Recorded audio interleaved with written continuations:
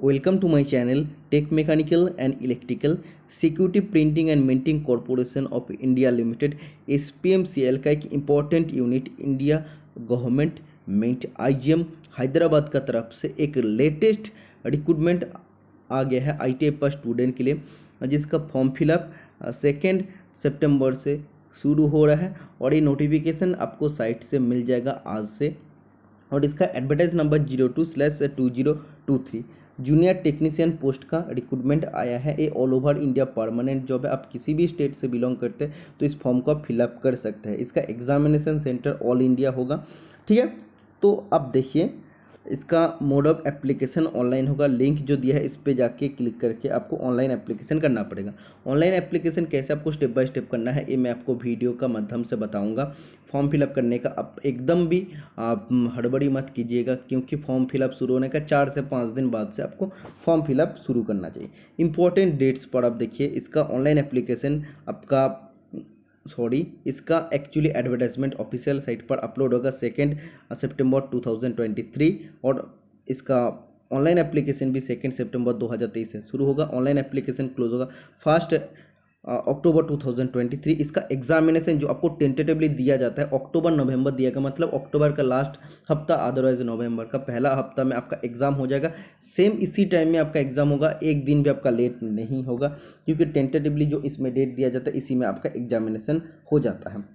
तो इसमें देखिए डिटेल एडवर्टाइजमेंट सेक्शन पर अगर देखते हैं तो देखिए, सबसे पहले जूनियर टेक्नीशियन फाउंडरी मैन के लिए total number of post 5, undeserved में 1, OBC में 1 सीट है। जूनियर टेक्नीशियन इलेक्ट्रोप्लेटिंग के लिए टोटल 5 सीट है, अनडिजर्व के लिए 4 सीट, 1 सीट OBC के लिए। जूनियर टेक्नीशियन केमिकल प्लांट, इसके लिए टोटल 8 सीट है, OBC में 5, अनडिजर्व में 5, OBC में 2 और SC में 1 सीट है। डाई एंड मेडल के लिए टोटल 3 सीट है, 1 OBC के लिए, 2 अनडिजर्व के लिए। प्रीसियस मेटल के लिए टोटल 2 सीट है, अनडिजर्व कैटेगरी के लिए। जूनियर टेक्नीशियन फिटर के लिए काफ़ी अच्छा मौका, इस बार 20 सीट है, क्योंकि आप जानते हैं 20 सीट फिटर के लिए काफ़ी मतलब इंपॉर्टेंट होता है। 1-2 इसमें सीट नहीं है, 20 सीट है। तो इसमें देखिए अनडिजर्व में 10 सीट है, इसका बाद OBC में 4, EWS में 4, SC में 2, टोटल 20 सीट है। इलेक्ट्रीशियन में 3 सीट है, 1 आपका OBC और 3 आपका अनडिजर्व कैटेगरी में है। वेल्डर में 1 सीट है अनडिजर्व कैटेगरी में। इलेक्ट्रीशियन और इंस्ट्रूमेंटेशन के लिए 2 सीट है, वो भी आपका अनडिजर्व कैटेगरी में। प्लम्बर के लिए 1 सीट है, मशीनिस्ट के लिए 1 सीट है। इसका बाद जूनियर टेक्नीशियन टर्नर के लिए 1 सीट है, ठीक है। तो टर्नर के लिए जो सीट है वो आपका अनडिजर्व कैटेगरी में के लिए है। इसका बाद जो भी इम्पोर्टेंट टॉपिक्स है उसमें फोकस कर लेने। PWD के लिए आपको दिया गया है। देखिए, इसमें आपको बोला एलिजिबिलिटी कंडीशन आपको इंडियन होना पड़ेगा, नेपाल या भूटान से आपको बिलोंग करना पड़ेगा। इसका देखिए एज लिमिट आपको दिया गया है 18 से 25 साल है। जो आपका अनडिजर्व कैटेगरी का स्टूडेंट है उसका एज लिमिट 18 से 25 साल है।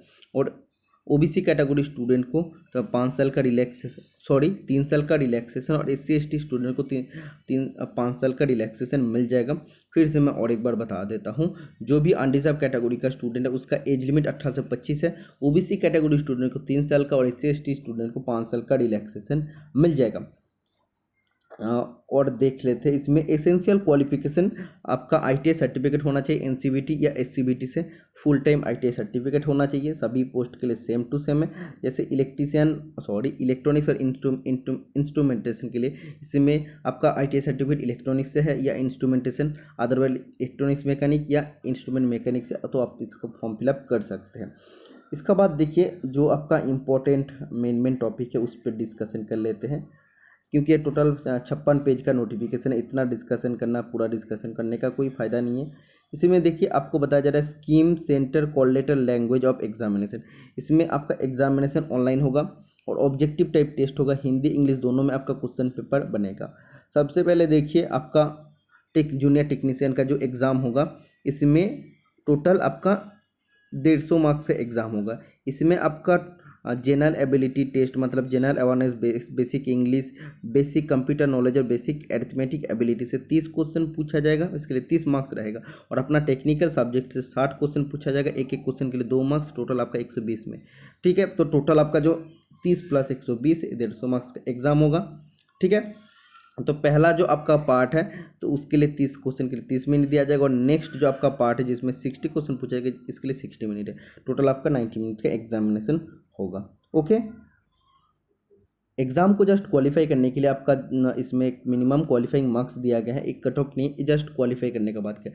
जनरल ओबीसी के लिए, जनरल और ईडब्ल्यूएस के लिए 55%, ओबीसी के लिए 50%, एससी एसटी के लिए 45% मार्क्स आपको लाना पड़ेगा। देखिए इसमें बोल रहा है there shall be no separate qualifying marks for part A और part B of the online examination, how each candidate will have to secure minimum overall score as detail above. तो इसमें देखिए, इसमें आपको बताया जा रहा है कि इसमें there is no separate qualification marks. इसमें पार्ट 1 और पार्ट 2 के लिए कोई क्वालिफिकेशन मार्क्स आपको, क्वालिफाइंग मार्क्स आपको लेके आना नहीं पड़ेगा, लेकिन टोटल जो आपका मार्क्स क्राइटेरिया दिया जैसे 55%, 50% और 45%, तो टोटल आपका 150 में से इतना परसेंटेज मार्क्स आपको पार्ट ए और पार्ट बी को मिला के आना चाहिए। ठीक है, इसका बाद देखिए क्वालिफाइंग द ऑनलाइन एप्लीकेशन, तो छोड़िए, ये आपका कुछ नहीं है।